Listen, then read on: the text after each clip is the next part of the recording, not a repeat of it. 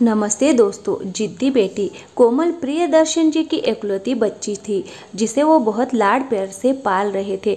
कोमल 7 साल की थी लेकिन उसके पिता उसे अभी केवल 2 साल की समझते थे। प्रियदर्शन जी का बहुत बड़ा कारोबार था। शहर का बीचों बीच आलीशान कोठी, कई नौकर उनके घर की देखभाल करते थे, कई बड़ी बड़ी गाड़ियाँ, पैसों की कोई कमी नहीं थी। सुबह कोमल सो रही थी, तभी उसकी मम्मी कविता ने उसे उठाया। कोमल जल्दी से अपने पापा से मिलने आ रही थी क्योंकि पापा चले जाते हैं, फिर रात को देर से आते हैं। वह सीढ़ियाँ उतर ही रही थी, तभी उसने देखा उसके पापा मैनेजर राधे श्याम को डांट रहे थे। राधे श्याम जी, आपको कितनी बार कहा है कि मुझे काम में लापरवाही नहीं चाहिए, लेकिन आप ठीक से काम ही नहीं कर रहे हैं। ऐसा है तो आपको नौकरी से निकाल देता हूँ। आपके जैसे बहुत से मैनेजर लाइन लगाकर खड़े हो जाएंगे। राधे श्याम जी की आंखों से आंसू छलक रहे थे। उन्होंने गिड़गिड़ाते हुए कहा, सर, मेरा बेटा बहुत बीमार था, इसी कारण हॉस्पिटल जाना पड़ा। मुझे काम से मत निकालिए, आगे से ऐसी गलती नहीं होगी।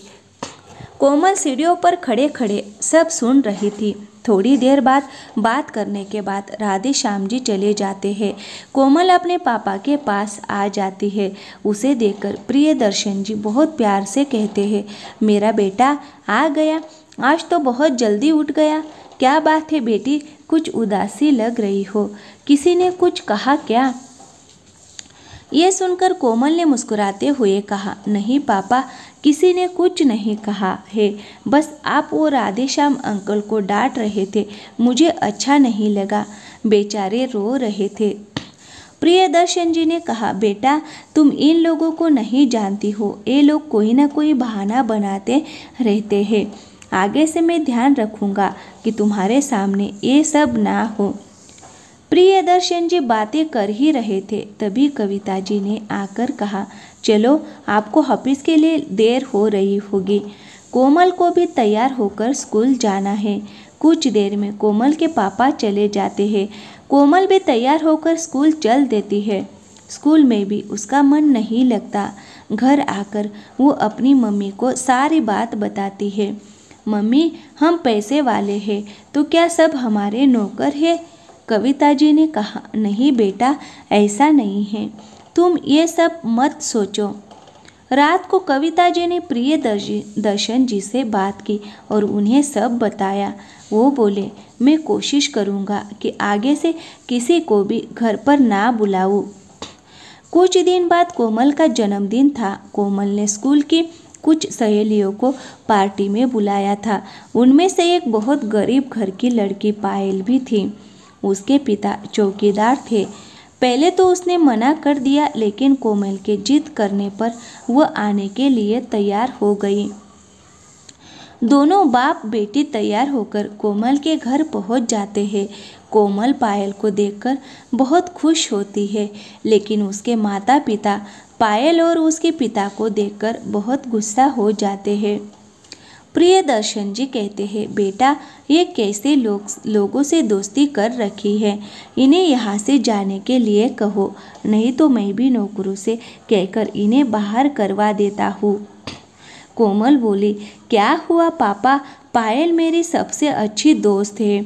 कविता जी कहती है, बेटा, दोस्ती बराबर वालों में की जाती है, ये हमारे लायक नहीं है।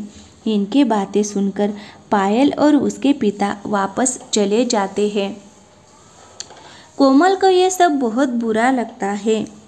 वह किसी से बात नहीं करती। अगले दिन से वह खाना पीना सब छोड़ देती है। शाम तक उसकी तबीयत खराब होने लगती है। उसके माता पिता परेशान हो जाते हैं। वो कोमल को बहुत मनाने की कोशिश करते हैं, लेकिन कोमल नहीं मानती। वो डॉक्टर को भी बुलाते हैं।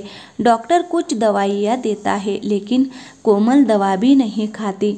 इसी तरह दिन बीत जाते हैं। कविता जी का रो रो कर बुरा हाल हो जाता है।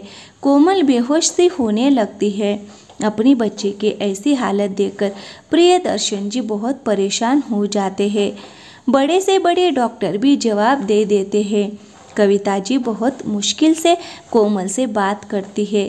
कोमल उन्हें बस इतना ही कहती है, मम्मी मैं गरीब होना चाहती हूँ, जिससे किसी गरीब का दिल ना दुखा पाऊँ। ये सुनकर उसके मम्मी पापा को गहरा धक्का लगता है। वो समझ जाते हैं कि उनका गरीबों से भेदभाव ही उनकी बेटी के लिए जानलेवा रोग बन गया है। प्रियदर्शन जी अपनी बेटी से कहते हैं, बेटी आज के बाद मैं किसी का अपमान नहीं करूँगा। कविता जी भी उसे समझाती रही। प्रियदर्शन जी उसे छोड़कर स्कूल पहुँच गए। वह प्रिंसिपल को सारी बात बताई। उसके बाद वो पायल को लेकर उसके घर गए। प्रियदर्शन जी ने कहा, भाई जी मुझे माफ़ कर दो, मैंने उस दिन आपका अपमान किया था। मेरी बेटी उसी दिन से खाना पीना छोड़कर बीमार पड़ी है। मुझ पर एक एहसान कर दो, मेरे साथ चलो। पायल के पिता पायल को साथ लेकर उनके घर पहुंच गए। पायल ने कोमल से कहा, देख मैं आ गई, तेरे पापा मुझे लाए हैं और अब वो कभी गुस्सा नहीं करेंगे। प्रियदर्शन जी ने कहा, बेटा अब तो कुछ खा ले, देख मैंने अपना घमंड छोड़ दिया है। अब मैं अपनी सारी दौलत गरीबों में बांट दूंगा, तू भी अपनी जिद छोड़ दे। कोमल ने हाँ में सिर हिलाया। उसके बाद डॉक्टर ने कोमल को जूस पिलाया, फिर कुछ खाने के लिए दिया। प्रियदर्शन जी ने पायल के पिता को अपने पास ही में एक घर बनवाकर दे दिया। उस दिन के बाद से उनको जितना भी फायदा होता बस अपने खर्चे लायक रखकर सब दान कर देते थे। बेटे की जिद ने एक पिता को जिंदगी का सबक सिखा दिया। कहानी की सीख।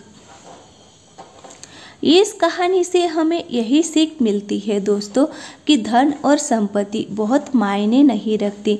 इंसान को हमेशा विनम्र और दयालु रहना चाहिए। गरीबों के प्रति हमें हमेशा सम्मान और सहानुभूति का भाव रखना चाहिए। धन का अहंकार हमें अंधा बना देता है और हम अपने आसपास के लोगों को नज़रअंदाज करने लगते हैं।